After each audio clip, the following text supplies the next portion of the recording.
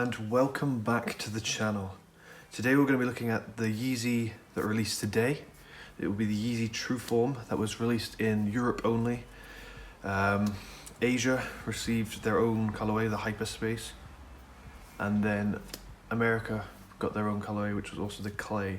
My favorite was probably the Asia release, then it would be the Trfrm, would be my second favorite, and then my least favorite would probably be the Clay. I just not feeling that orange kind of vibe. So I managed to pick up two pairs. I've also got my own size coming on the way. So these are a size US 6 and a size US 5. As you can see, these are both retail pairs, both purchased from Foot Locker. So big shout out to them for hooking me up. Obviously it's just the usual 350 box. Nothing new there, everyone's seen these a million times. If I open up though, I'll have a look at the shoe straight away. So here you are. Here's the first look at the Trfrm, otherwise known as the Trfrm, as they seem to say on Adidas. These sold out incredibly quick in small sizes. There was a queue at my local Foot Locker that went all the way down the street. They had a stock of over 100 pairs and they sold out within an hour. I managed to get my hands on two pairs. Obviously, the usual Adidas tags. So I'll just give you a quick B-roll of the shoe just before I get into the details.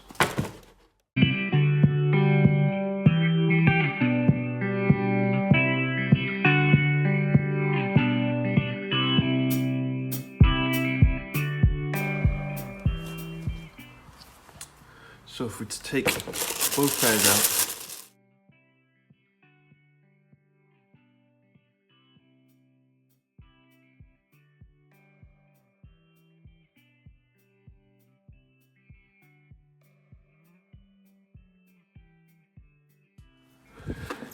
so here is both pairs side by side. Obviously this is not a comparison, these are both retail pairs.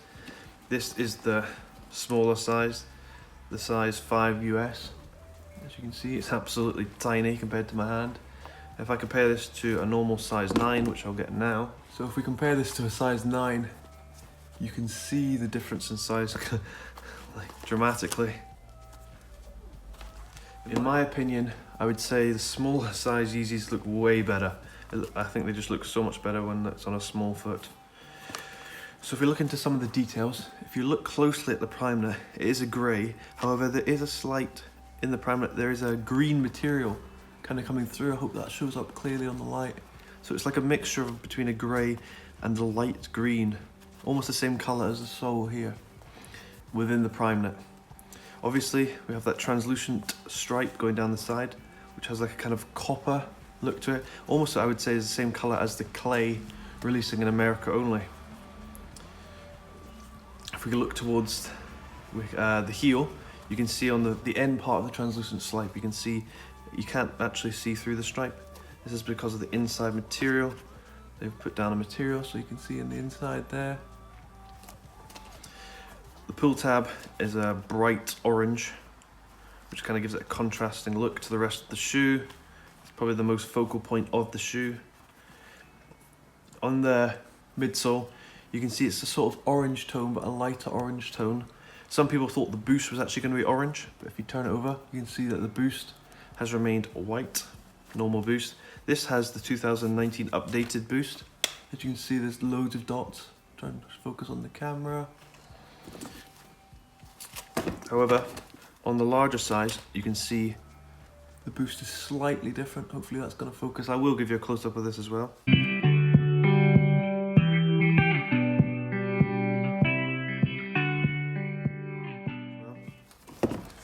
If you go up towards the heel, you can see the contrasting colours of where the boost is actually being visible all the way through the sole, and where they've put that material over the top of the boost to give it that orange kind of vibe. However, in my opinion, I believe it's quite a clean colourway. It's not my favourite. I have the Hyperspace as well. I'll do another review of that later.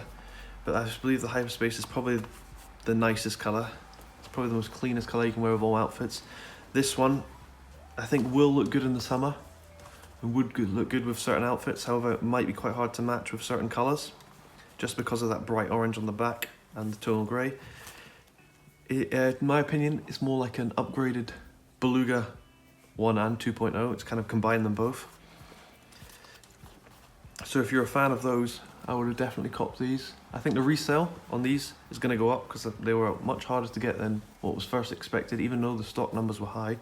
As you can see on StockX and as you can see on StockX and websites like that, the price is already beginning to rise. StockX is actually doing a good discount right now, 25% off for the day, I think. However, always make sure you're copping an authentic pair from a proper dealership if you want, because you could probably get scammed, and these fakes are already out.